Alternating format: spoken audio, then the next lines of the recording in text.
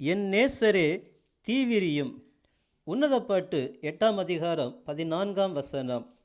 என் நேசரே தீவிரியும், கந்த வர்க்கங்களின் மலைகள் மேலுள்ள வெளிமானுக்கும் மறைகளின் குட்டிக்கும் சமானமாயிரும். இயேசு கிறிஸ்துவின் வருகையில் எச்சரிக்கையுடன் ஆவிக்குரிய ஜீவியம் செய்த மணவாட்டியாகிய சீயோன் குமாரத்திகளாகிய பரிசுத்தவான்கள் மறுரூபமாக்கப்பட்டு எடுத்துக்கொள்ளப்பட்டு மத்திய ஆகாயத்தில் ஆவிக்குரிய விருந்து என்று சொல்லப்படுகிற விசேஷமான ஆராதனையில் பங்கு கொள்ளுகிறார்கள்.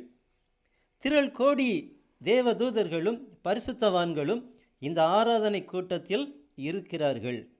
விருந்தாகும் இந்த ஆராதனையை தந்தோமே மகிழச் செய்தார்.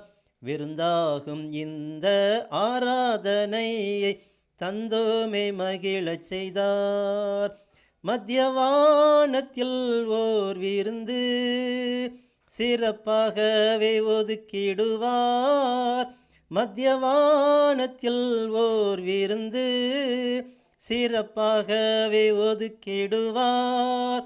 மீட்கப்பட்டோர் மட்டும் மருந்த, மீட்கப்பட்டோர் மட்டும் மருந்த, மீட்கப்பட்டோர் மட்டும் மருந்த, ராஜாதிராஜன் தேவாதி தேவன் வேகம் வருகின்றாரே என்று பாடுகிறோமே. இந்த வேளையில் பூமியில் அந்தி கிறிஸ்துவின் 7 வருட கொடுங்கோல் ஆட்சி நடைபெற்று கொண்டிருக்கிறது. 5ஆம் முத்திரை உடைக்கப்படுகிற வேளையில் தேவ வசனத்தின் நிமித்தமும் தாங்கள் கொடுத்த சாட்சி நிமித்தமும் கொல்லப்பட்டவர்களுடைய ஆத்துமாக்களை பலிபீடத்தின் கீழே கண்டேன். அவர்கள் பரிசுத்தமும் சத்தியமும் உள்ள ஆண்டவரே தேவரீர் பூமியின் மேல் குடியிருக்கிறவர்களிடத்தில் எங்கள் இரத்தத்தை குறித்து எதுவரைக்கும் நியாய தீர்ப்பு செய்யாமலும் பழி வாங்காமலும் இருப்பீர் என்று மகா சத்தமிட்டு கூப்பிட்டார்கள் என்பதை வெளிப்படுத்தின விசேஷம் 6ஆம் அதிகாரத்தில் 9 மற்றும் 10ஆம் வசனங்களில் வாசிக்கிறோம்.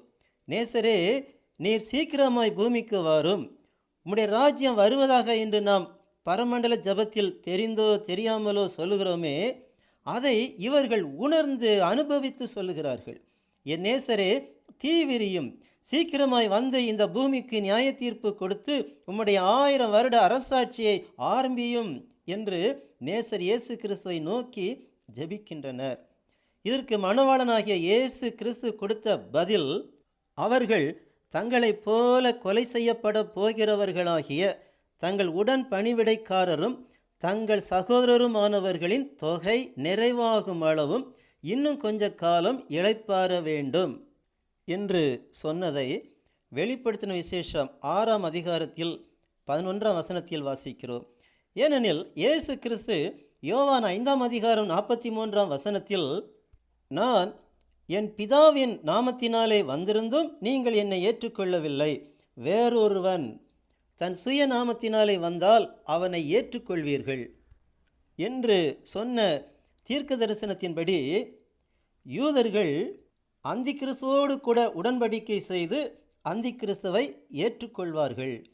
2 தெசலோனிக்கர் 2ஆம் அதிகாரம் 4ஆம் வசனம் சொல்லுகிறபடி, அவன் எதிர்த்து நிற்கிறவனாயும் தேவன் எண்ணப்படுவதெதுவோ ஆராதிக்கப்படுவதெதுவோ அவை எல்லாவற்றிற்கு மேலாக தன்னை உயர்த்துகிறவனாயும் தேவனுடைய ஆலயத்தில் தேவன் போல உட்கார்ந்து தன்னைத்தானே தேவன் என்று காண்பிக்கிறவனாயும் இருப்பான். இதை கண்ட யூதர்கள் அந்தி கிறிஸ்துவை எதிர்ப்பார்கள். தானியேல் 9ஆம் அதிகாரம் 27ஆம் வசனம் சொல்லுகிறபடி, அந்தி கிறிஸ்துவின் 7 வருட கால ஆட்சியின் முதல் 3 வருட முடிவில் அந்தி கிறிஸ்து யூதர்களின் உடன்படிக்கையை மீறுவான். அப்பொழுதுதான் யூதர்களின் ஆவிக்குரிய கண்கள் திறக்கப்படும். ரோமர் 11ஆம் அதிகாரம் 26ஆம் வசனம் சொல்லுகிறபடி இஸ்ரவேலர் எல்லாரும் ரட்சிக்கப்படுவார்கள்.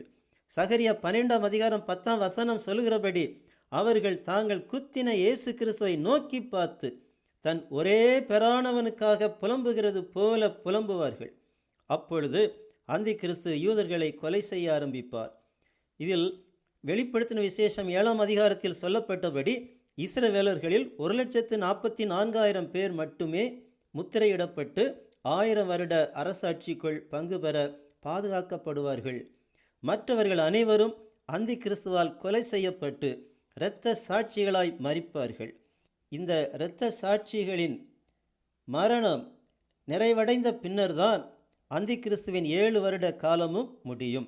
இயேசு கிறிஸ்து இந்த பூமிக்கு சகல பரிசுத்தவான்களோடும் கூட சகரியா 14:4 சொல்லுகிறபடி கிழக்கே எருசலேமுக்கு எதிரே இருக்கிற ஒலிவமலையின் மேல் வந்து இறங்குவார்.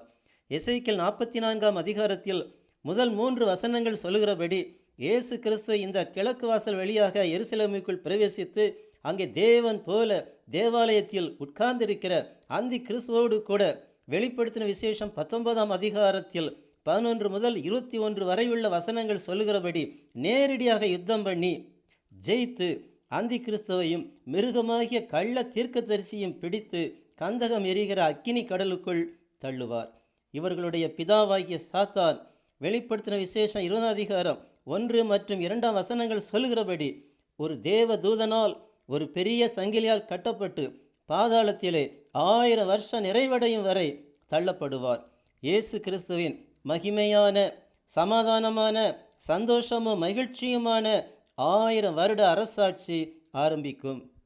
இதையெல்லாம் பரிசுத்த வேதாகமத்தின் மூலம் அறிந்துதான் அவர்கள் என் நேசரே தீவிரியும் கந்த வர்க்கங்களின் மலைகள் மேலுள்ள வெளிமானுக்கும் மறைகளின் குட்டிக்கும் சமானமாயிரும் என்று நேசர் இயேசு கிறிஸ்துவை அழைக்கிறார்கள்.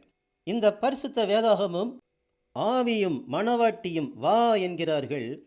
கேட்கிறவனும் வா என்பானாக என்று பரிசுத்த வேதாகமத்தின் கடைசி அதிகாரத்தின் 17 வசனமும் ஆமேன் கர்த்தராகிய இயேசுவே வாரும் என்று 20 வசனமும் இயேசு கிறிஸ்துவை அழைக்கிறது.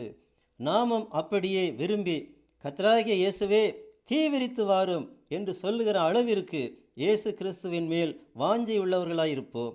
கர்த்தராகிய இயேசு கிறிஸ்துவின் நாமம் மகிமைப்படுவதாக. ஆமேன்.